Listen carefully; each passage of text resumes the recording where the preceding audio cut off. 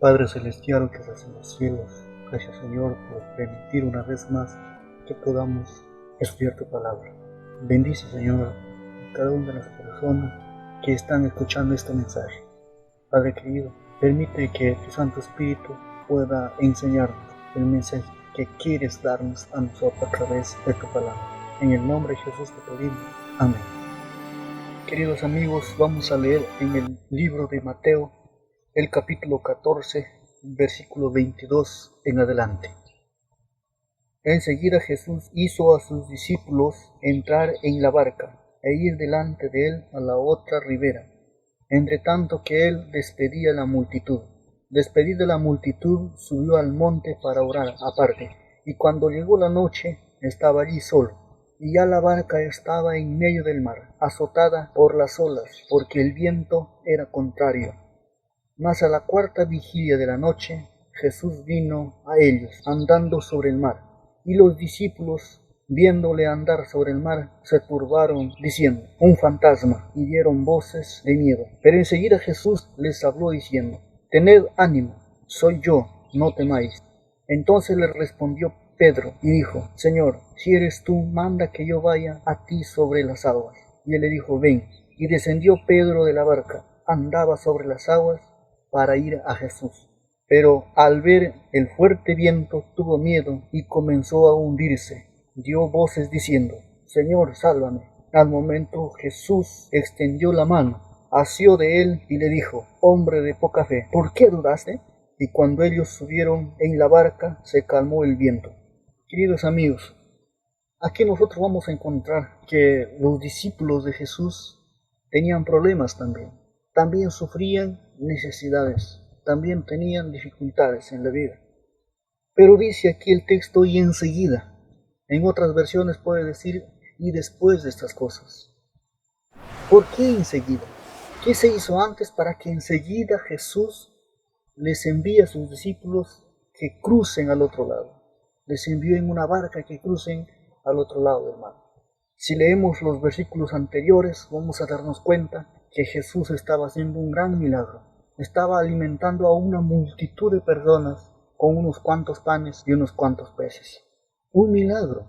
Y enseguida de ese milagro, Jesús les hizo entrar en una barca a sus discípulos y que vayan al otro lado del mar. Despidió a la gente y se quedó a orar. Eso de la cuarta vigilia de la noche, en la noche, Jesús fue tras de ellos. Y mientras él iba, los discípulos ya estaban siendo angustiados por una tormenta que se había desatado en el mar. En ese tiempo, como muchos pueden saber acerca de la historia, todas las barcas y barcos que era a través de vela, que eran unas carpas, unas telas que se ponían en lo alto, y el viento empujaba la tela, y esa era la fuerza, el combustible que movía a los barcos. Y cuando el viento era contrario, en una tormenta donde se desataban remolinos y vientos de un lado y del otro lado en el mar, es en donde los barcos se hundían muchas de las veces, ocurría el riesgo de hundirse. Esa era una tormenta que nadie quería afrontar en el mar. Y entonces eso estaba sucediendo aquella noche con los discípulos. Todos los discípulos estaban ahí en la barca y empezó la tempestad. Dice el texto, y ya la barca estaba en medio del mar, azotada por las olas, porque el viento era contrario, lo que les acababa de decir. Eran azotadas por las olas, porque el viento era contrario a su dirección de ellos. Mejor dicho, mientras ellos querían avanzar en esa dirección, el viento les daba bien fuerte y les hacía retroceder quizás, les hacía remolinear, dar vueltas ahí. Queridos amigos, esto puede traducirse a nuestro mundo. Quizás estoy hablando a una persona que quiere lograr su objetivo, que quiere alcanzar algo en la vida. O quizás mucha gente en este año 2020 empezaron con grandes objetivos. Quizás tú empezaste con sueños y planes para este año 2020. Querías hacer esto y aquello y todo lo demás. Pero en el momento que tú más entusiasmado estabas con tu sueño, es en donde apareció toda esta tormenta, esta dificultad, esta crisis que estamos viviendo. ¿Cómo es posible que nosotros podamos sobrevivir a esta crisis? ¿Cómo es posible que cuando hay enfermedad, cuando hay dolor, cuando hay sufrimiento, tú sigas creyendo en Dios? una cosa que tenemos que entender, que esta dificultad vino después o enseguida de que Jesús había hecho un milagro, en que Jesús había demostrado su poder. No sé cuántas veces Jesús, Dios, demostró ya su poder en ti. Demostró que es capaz de fortalecerte, demostró que es capaz de sustentar, demostró que es capaz de darte lo mejor para ti. En esta oportunidad vemos a los discípulos que rápidamente se olvidaron, quizás como nosotros nos olvidamos, porque a veces cuando estamos entusiasmados en nuestros proyectos, cuando estamos entusiasmados en lo que hacemos, en lo que somos, en lo que queremos lograr en la vida, una buena familia, una carrera, querer lograr grandes metas, nos olvidamos de Dios.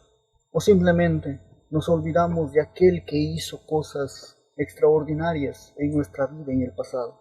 Y es ahí donde aparece la tormenta, donde aparece la dificultad. Cuando aparece la dificultad, recién nos damos cuenta que necesitamos de Dios, que necesitamos de Jesús.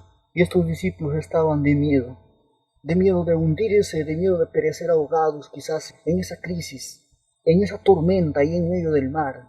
El viento era contrario, ellos querían llegar a un destino pero no podían. Quizás estoy hablando a una persona que está en un hospital enfermo, o no tienes alimentos para alimentar a tus hijos, no tienes alimentos para sustentar la familia, has perdido el empleo, has perdido la salud, o quizás has perdido a un ser querido. Quizás estás en el mar, literalmente ahí como los discípulos, en el mar, y el viento está en contra de ti. Los vientos están golpeando a la vela. La vela era en esas carpas grandes que se ponían ahí para que el viento arrastre al barco. Quizás esa vela está siendo golpeada de forma contraria, y Jesús sabe. Jesús deja lo que está haciendo y viene en ayuda de sus discípulos. Viene en busca de ellos, sin importar la oscuridad, sin importar la noche. Por eso digo, cuán grande es Dios, que no importa dónde estemos, no importa qué hayamos hecho, no importa cuán lejos nos hayamos ido de Él, ni cuán lejos nos hayamos apartado de sus caminos. Él va en busca de nosotros. La oscuridad, la noche, el agua es fría, ya con el cansancio, había estado orando mucho tiempo. Pero él sabía que sus discípulos estaban pasando esta crisis, esta dificultad, esa tormenta, y él fue en su busca de ellos. Pero lo sorprendente es que muchas de las veces nosotros no esperamos a Jesús como Él siempre se manifiesta. Siempre queremos que se manifieste de acuerdo a nuestras perspectivas, de acuerdo a lo que nosotros deseamos o anhelamos que se manifieste. Y Jesús vino, y los discípulos lo desconocieron, no lo vieron bien. Lo vieron como un bulto, un fantasma. Estaba caminando en el agua. Y hay un mensaje detrás de eso, una lección. Jesús, al caminar en el agua, le estaba diciendo a los discípulos: no tengan miedo. Puede que esa barca se hunda, puede que eso suceda, pero ustedes están conmigo, yo camino sobre el agua. ¿Y sabe lo que está diciendo Jesús ahora? Puede ser que hayas perdido el empleo, puede ser que tu salud no esté bien, puede ser que tu país esté hundido en la crisis, en la miseria. Puede ser que la economía de tu país esté patas abajo. Puede ser que todo a tu alrededor sea destrucción, sea dificultad, sea tormenta, sea crisis. Pero ahí yo estoy caminando sobre el agua, yo estoy caminando sobre la crisis, yo estoy caminando sobre eso. Y ese es nuestro Jesús, es nuestro Dios, y ha venido por nosotros, ha venido por ti. Tú que estás pasando momentos difíciles, tú que sabes que estás en medio de esa tormenta, azotado, maltratado, herido, dolido en esta crisis. Jesús es la gran esperanza en tiempos de crisis. Lo fue en el pasado y lo es ahora, y lo seguirá siendo siempre, lo seguirá siendo siempre. Pero lo peor es que nosotros los seres humanos, es que muchas de las veces desconocemos a Jesús. Y los discípulos, al verlo a la distancia, dijeron: un fantasma. Empezaron a gritar literalmente: es un fantasma. Y todos quizás empezaron a temblar, a tener miedo. Ahí está que el miedo, el temor, la dificultad. Ahora en este tiempo quizás se está hablando de que los países nos quieren dar miedo. Los grandes gobernantes, los multimillonarios, los manipuladores. Y ahí está la conspiración mundial. ¿En contra de quién? El mundo contra el mundo. Yo digo, ¿cómo es posible eso? El mundo contra el mundo. Pero viéndolo desde la óptica o desde la perspectiva bíblica, nos damos cuenta que no es el mundo contra el mundo, sino que desde milenios, desde hace muchos años, hay dos fuerzas que luchan en este mundo, la fuerza del bien y la fuerza del mal. Allá en el jardín del Edén, cuando el ser humano cayó, cuando Adán y Eva pecaron por primera vez, lo primero que colocó el enemigo en el corazón del ser humano, ya lo han dicho muchos y lo vuelvo a repetir, es el miedo, es el temor, el pánico. Y cuando tú tienes temor, cuando tú tienes miedo, el miedo te congela, el miedo te paraliza. Como dicen, el miedo te frena, no te deja actuar, el miedo te quita las ideas. Y ahora hay miedo. Tienes miedo de morir, tienes miedo quizás de ser contagiado, tienes miedo de perder el empleo, tienes miedo de todo, tienes miedo. El miedo hasta las manos te hace sudar, como alguien dijo. El miedo hasta te quita el sueño. El miedo hasta te quita las ganas de alimentarte. El miedo hasta te quita ganas de amar.